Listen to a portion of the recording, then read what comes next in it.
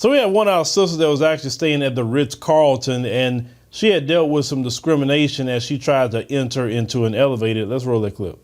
So I'm really pissed, y'all. So I'm staying at the Ritz-Carlton in downtown Denver, Colorado, and I just got discriminated against.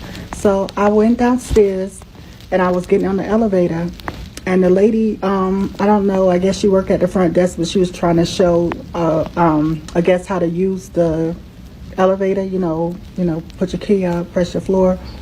And I was getting ready to get in, and she was like, you can't go upstairs. I said, what do you mean I can't go upstairs? And she said, you gotta, if you're doing DoorDash, you gotta leave it at the front desk. I was like, I'm staying here, I'm not doing DoorDash. And she was like, all DoorDashers got to go to the front desk. I said, I'm not a DoorDasher. I am staying here. And I showed her my key. She's like, oh, and try to be nice. No, it's too fucking late. Now, we all know why this happened. See, in the mind of the white supremacists, yes, you are white supremacists with those mindsets, they have a default setting about black people. And in their rabid mind that's very remedial, they feel that black people are supposed to be poor and destitute and can't afford anything, right? This is why they told her about DoorDash, because they're thinking that, well, black people should only be able to do gig economy jobs, not have a viable career, not be entrepreneurs, not make, great money. They don't believe that black people should do that. And I'm not talking down on the gig economy jobs. I'm just saying in their mind, that's what they're thinking. That's why they think about it in their mind. Why did they say DoorDash? Why did they put her in the DoorDash category? There's white people that do DoorDash. There's Asian people. There's all kind of people do DoorDash, right?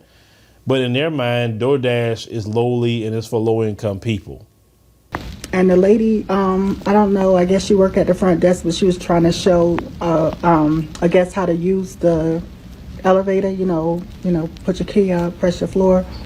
And I was getting ready to get in, and she was like, you can't go upstairs. I said, what do you mean I can't go upstairs? And she said, you gotta, if you're doing DoorDash, you gotta leave it at the front desk. I was like, I'm staying here, I'm not doing DoorDash.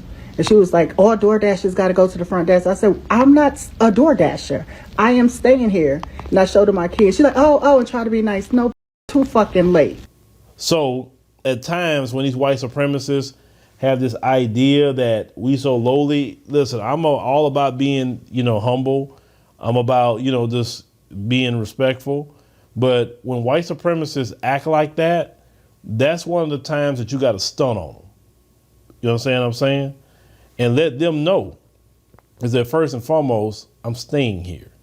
I said, I don't know why you liking me to doing DoorDash, but I'm not broke like you. You an employee here.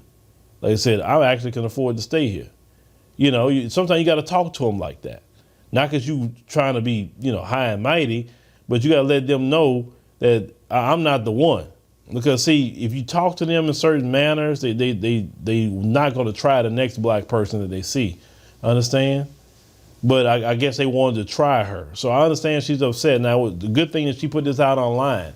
The next step for her to do, since she put this out online, is make sure, of course, you talk to the manager of that place. Make sure you send a email of everything that happened, date, time, the hotel. She said Ritz-Carlton, so she probably went through the Marriott, app or everything. Let them know where you stand. If you're a gold member, if you're a platinum member, diamond member, whatever, and let them know about the discrimination. And tag the CEO in that email. Tag everybody on the board that you can find on their corporate website. Tag everybody in that email. Copy them all. And that way it's going to get in somebody's inbox.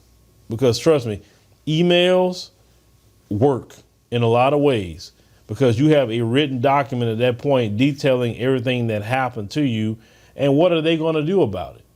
They're going to have to eventually respond. Somebody's going to have to respond to you. And that's what you want. You want a overall response, but you put that public pressure on them, they respond to you a lot faster.